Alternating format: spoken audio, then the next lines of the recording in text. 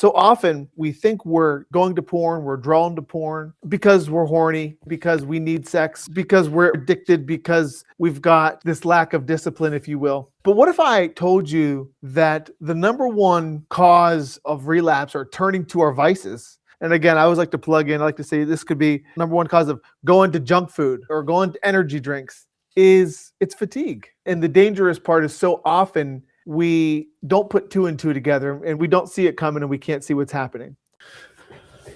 All right, podcast land. Welcome back to the Recovered Dad podcast.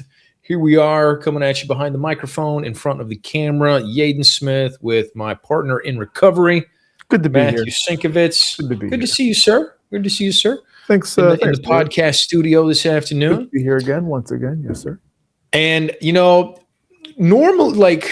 I find it ironic what you're planning to walk us through today, because this morning, I am counting down the days until the end of the school year. Yeah. When I will not have to get up before 6 a.m. to get my daughter out the door to school. Yeah. Ever again. Yeah. With no more ado, I want to jump straight over to you, bro. It's like, what are we talking about today? Start the chainsaw up. Let's saw through this log. Yes, sir. Yes, sir. So thanks for the intro, Yaden. And gentlemen, what I want to touch on here today is it's kind of like I want to say a hidden enemy. A hidden enemy. It's like this aspect of recovery that is often so easy to miss. And I'll tell you this, it took me a lot of recovery to kind of put this puzzle piece together, right? But I want to illuminate a really critical piece of the puzzle, and that is this. So often we think we're going to porn, we're drawn to porn, right? Because we're horny, right? Because we need sex, high sex drive, right? Because we're addicted, because we've got this lack of discipline, if you will. But what if I told you that the number one cause of relapse or turning to our vices, and again, I always like to plug in, I like to say this could be the number one cause of going to junk food, right? Or going to energy drinks, it's fatigue. It's fatigue. And the dangerous part is so often we don't put two and two together and we don't see it coming and we can't see what's happening. Right. But so often I want to give you guys this and I want to help cultivate some awareness for you. Next time you notice that you're feeling the urge or the impulse to go to, I want to invite you to take a look at what is also present. Mm-hmm. What we work to help the men in our community, our listeners, become aware of is cultivating greater degrees of emotional intelligence. And it's beginning to notice the distinction. Okay, I do feel the urge to act out or view or just begin nibbling around the edges or go to the screen or pick up that bag of potato chips. But I'm also noticing that I'm fill in the blank, tired, hungry, angry, lonely, stressed out, feeling unappreciated, whatever it is, there's something else. And what I've so often noticed is that one of the most frequent culprits, if you will, is fatigue. And let me frame it up for you this way, guys. How many times have maybe you were tired at night, or you had a great day with your diet, or you had a great day around, online integrity, if you will, and then you blow it at the end of the night, right? You kill it, you kill it with your diet all day long, but then you go home and you kill that whole bag of potato chips or the ice cream, right? Or you act out. You end up watching, and then you wake up in the morning. Yeah, go ahead. Well, I was going to say, it didn't happen to me with yesterday. Yeah. It did happen to me with food. Exactly. Right. Exactly. At the end of the day, is I was 1,200 calories over my budget in my food tracker, because it's you know what? I'm going to have a bowl of Cheerios with milk, and then I'm going to have another bowl of Cheerios, right? Because it was end of the day. Yeah. I wasn't really hungry. I was just I want some Cheerios. Need something. Ate a bowl of Cheerios, right? A moderate sized bowl of Cheerios, not like the big mixing bowl that I'm known to eat.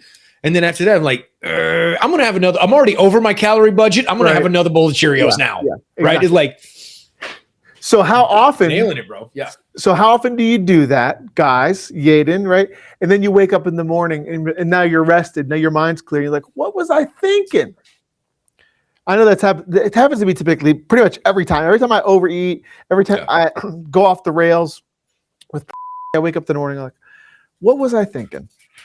You know, what was I thinking? And I can look back on it and say, man, I should have just gone to bed. So often I should have just gone to bed. I needed a nap. Right. I love to offer this idea. Are you hungry or are you just tired? Are you horny really or are you just tired? You know?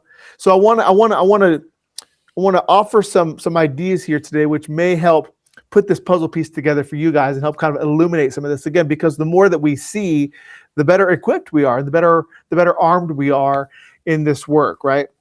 So often there's like a sequence here, right? You don't typically just go to maybe you do. I know that's not like typically my behavioral pattern, right? Or I typically don't just go to the worst food, right? It kind of comes in increments. You know what I mean? You scrolled, right? You ate poorly, right? You stayed up too late. You kind of ignored the warning signs, and then or the junk food actually came later, right? Mm-hmm. It's like a progression, right? So we want to illuminate this piece of the puzzle for you here, okay? And I want to help you see why it's so tricky, because I know for me, whenever I get to that point, whenever I'm burnt out, whenever I'm tired, whenever my mind's kind of weak and kind of dampened, and I'm kind of operating in this fog, if you will.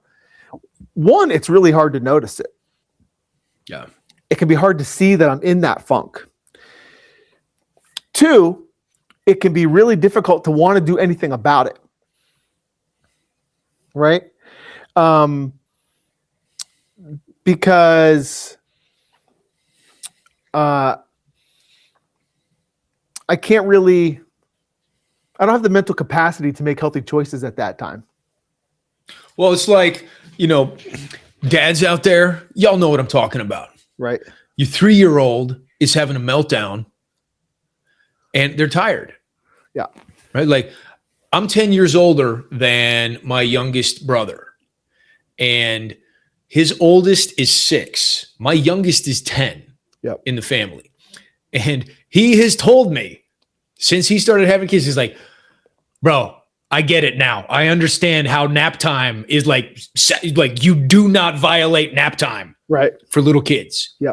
If nap time gets screwed, like, forget it, man. The whole rest of the day is blown to hell. Yep. If your kids miss nap time.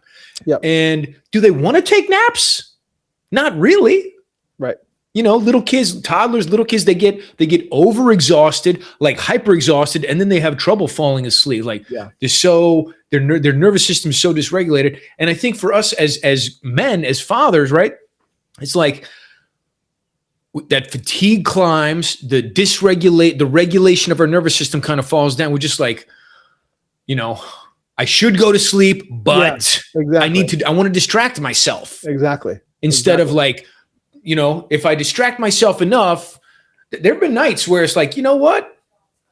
When I'm home alone, or my wife is traveling, or I'm traveling, it's like, and I'm not proud of this. Yeah. It's like, I'll just turn a show on Netflix, watch it, and then fall asleep while I'm watching the show. Yep. It's like distracting my brain so I don't have to sit with my own thoughts. Yeah. Until physically I can't keep my eyes open anymore. Exactly. And next thing I know, it's 3 a.m. I'm getting up to pee in the middle of the night or something. Yep. So oftentimes we can't see it. Yeah. Number two, we're in a kind of a dull state of mind, so it's hard to make the healthy choice, right? Like, if you're tired, it's hard to get to the gym. That's my experience. When I'm tired, it's hard to get to the gym, right? The junk food looks much more appealing. It's much more appealing to stay laying in bed, right? And number three, what I find is when I'm in this state of mind, it's really the middle circle is kind of how I paint this. When I'm in the middle circle, there's this part of me that doesn't want to take any action. It wants to defend it. It actually wants to stay small. It wants to stay kind of disconnected. It doesn't want to reach out for help. There's this part of me that kind of almost wants to stay into that kind of smaller mental space, if you will. right? So it's a really problematic place to be. And I would encourage you, brothers, like to look at like when you go to, or again for the junk food example, when you go to the junk food, are you typically feeling great and alive and energized and your mind's clear and you're feeling inspired and you're feeling good in life? Or is it typically more of a low vibe, kind of almost depressive choice, when we kind of start going in that direction? And so again, we get to kind of look at how does fatigue play a role in that? Yeah, for sure. Okay. So I always think of, the thing that now that I'm adult, I'm like, man, I don't want to take a nap. I wish I didn't have to take a nap. And other dumb stuff I said when I was a little kid. Right. Like, Yep. So that's it. So what we want to do, guys, is help bring awareness to this. And, we talk about the liberation lifestyle here inside the community. We want to help. And so it means like, we don't just take the magic pill and all of a sudden fixed, right?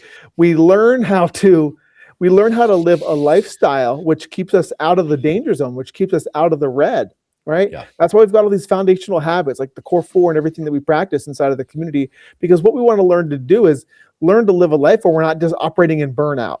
We're not operating in the danger zone anymore. We learn to live more proactively and more intentionally, right? We learn to cultivate awareness when we're feeling tired, when we're feeling stressed out, when we're feeling burnt out.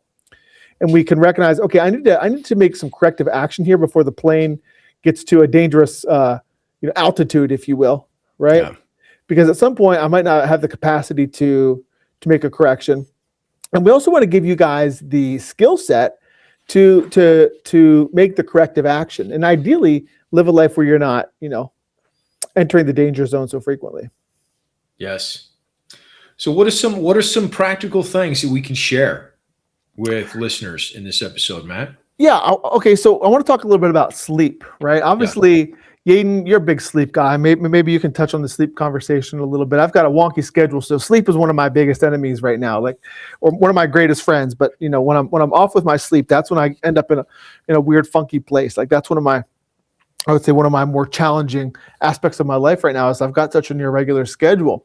But when I'm resting consistently, when I'm getting my consistent 8 hours of sleep, right, I feel so much better. Life is better. I'm brighter. I'm more energized. I'm making more clear decisions, right? Rule number 1 is get adequate sleep, right? Like prioritize rest. Like Yaden, what's your toss on the rest conversation? So on the rest conversation, especially for dads, right? Like most of the time, we do not get to choose what time we have to wake up. Most of the time. We had I got to get my daughter out the door at a certain time to get her to school, which means I got to get up in time to do that. And it's critical. I've learned it's critical for me to be in bed on track to get to sleep before 10 o'clock. Yep. For me. Yep. So that I can get my watch tracks my sleep and it says I need consistently 7 hours and 50 minutes of sleep. Yep. According to, all the metrics that my watch tracks on my body. So I know if I'm not, in bed trying to fall asleep between 9:30 and 10, that's really tough, especially because the dog who sleeps in bed with me, she wakes up at 5:30, right? It's normally I'm awake between 5 and 6, just bing, waking up and not going to fall back to sleep. Yep. So for dads, if you're like me, if your circadian rhythm is like me and you wake up ready to go, it's critical that you get in bed early enough to make that happen. Yep. Right? You can't be staying up till midnight. Yep. And what we get to do, guys, here is learn to live our lives differently. And it's like trying to change course after a lifetime in a certain trajectory, right? And Yaden can speak to this. We live full lives. We got full days. We got a lot of responsibility. And I get the temptation to want to oh my gosh, maybe the family's in bed, or I got an hour now to have myself. A few minutes to myself. Exactly. And then we want it. And then we're tired. And then all the temptations are there, the screen, the food. And that's how it happens, man. That's how it happens. Right. So rule number 1 is sleep discipline. Sleep discipline. Number 2, Yaden kind of touched on here, is we got to cut out the nighttime trap. We got to learn to cultivate the discipline. I know I want to take some time to myself, stay up late now, eat the food, jump on the screen for a little bit, decompress, escape a little bit here. But like, it's the wisdom that says, no, I know what I actually need to do is get to bed and get up early tomorrow, because my day will be so much better for it tomorrow. I'll be such in a better position. Right? Number 3, sometimes we get ourselves into a wonky space. And I think learning to take naps. For me, I'm a power napper. I take a 20, 30-minute nap every single day. I prioritize it. I block my day accordingly. Like, I take a little siesta every single day, because I find by about noon, especially if I spend the morning in front of the computer screen, right? By about noon or so, I'm starting to kind of get like, I can feel the energy levels start dipping. Maybe if I eat a big lunch or something like that, the rest of the day is a drag. And for those men, maybe you're in the office all day long or whatever you got going on, the afternoons can be really tough. And that's oftentimes when those choices can start going downhill. So learn to take naps, learn to prioritize naps, learn to manage your energy throughout the day with micro naps. Yeah, you do any napping? Periodically. It is not a consistent thing in my schedule. Yep. But I'm known to take naps. Yeah. Just a little refresh, guys, can sometimes just give us it's like a little power reboot, you know? Number 4 is learn to manage your energy, not just the urges. This is where we talked about learning to be proactive, right? Yeah. Getting good sunlight, getting hydration, eating healthy food, getting regular movement. This comes down to those daily habits that we talk about, and we encourage so much through the core 4 here inside the Recovered Dad community. And number 5 is learning to interrupt the pattern early, right? Learning to recognize whenever you are in the danger zone, right? When you are kind of in that middle circle, whenever, hey, I'm beginning to notice some fatigue. I notice I'm beginning to drift right now. Maybe I'm scrolling, right? Maybe I'm starting to eat a little bit of food, whatever it is. Like, learning to interrupt the pattern early and take course corrective action early is such a critical piece of this puzzle. Yeah, man. Right? So the three pieces that we illuminated here today, guys, is 1, recognizing that so frequently when we have the urge, the temptation to act out or go to the junk food or whatever the example is that we're using, right? Or we do, noticing how frequently fatigue is also present, right? Number 2, learning to see the trap and the danger of the fatigue, recognizing that, hey, sometimes I don't see it when I'm in it. Sometimes it's hard to take corrective action when I'm in there. Maybe even finally, I don't want to take corrective action whenever I get too deep into the right inner zone. And then number 3, learning to live a life, right, based upon the liberation lifestyle, where we're actually taking proactive measures to keep ourselves out of the middle circle in the first place. Because once we're there, it can be so hard to find our ways out. So following some simple rules to help manage our energy and keep ourselves in a healthy place altogether. Yeah. Because, man, this isn't just about quitting or fighting something. It's about living a life and becoming a man who just doesn't need it, right? It's like I've got a healthy framework in place. I've got healthy connection. I have healthy habits. As I suggested earlier, when we're feeling better, when we're feeling more alive, when we're feeling more energized, when we're feeling more connected, those dopamine urges seem to come up less, right? We have a less need, less desire to go and seek out the dopamine and seek out false connection, because we're living a life where the connection is inherently there. Yeah, man. Dude, I love this. Not about quitting porn, about becoming the man who doesn't need it. Yeah. Right. Yeah. And building that framework so that, if you're regulated, if you're getting enough sleep, if you're aware, and it's like, oh yeah, this is difficult, but I recognize why it's difficult. Yeah. I didn't get a good sleep last night. Yeah. That's what's really going on. Yeah, exactly. Right. So to offer you, brothers, on the way out here, if you're noticing the urge to use, or maybe you recently have, right? Yeah. Like just giving yourself the gift of noticing what else is present. And so often fatigue is present, and maybe what you're really needing is just a little rest, a nap, a recharge. Yeah.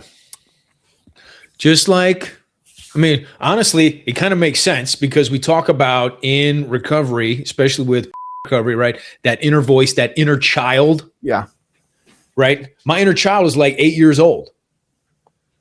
8-year-olds, they can still use a nap. Yeah. Right? It's like 8-year-old, eight's not too old to get a nap. It's like, dude, you didn't get enough sleep last night. You need to take a nap.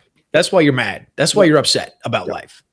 Yep. And we have to parent ourselves as grown-ass men. Like, oh, you're not okay, Matt. You're not okay, Yaden. Time to take a nap. Get some recharge. That's it. Well, men out there listening, thanks for tuning in this week. Thanks for joining us for this conversation about I can't wait till I don't have to take a nap and other dumb shit we used to say when we were a kid. It's real recovery, man. It's about real recovery. Real recovery. Finding how to meet our needs effectively and with health and peace and power so that we grow into a man that doesn't need to navigate life, to cope with life. If this resonates with you and y'all want to talk more, man, find us on the social media stuff. You can find me on Facebook, Recovered Dad. You can find Matt on Instagram. Find us on Instagram. I'm Recovered Dad. Matt is Matty2Sinks. You can follow us, shoot us a message if you want to have a conversation. Check out our website, therecovereddad.com. You can download the Father's Freedom Framework and start implementing it to build these muscles in your life to become the man that you are destined to be. Yes. On that note, gentlemen, we'll see you on the next episode. Peace, power, boom. Noble men. Thanks, guys.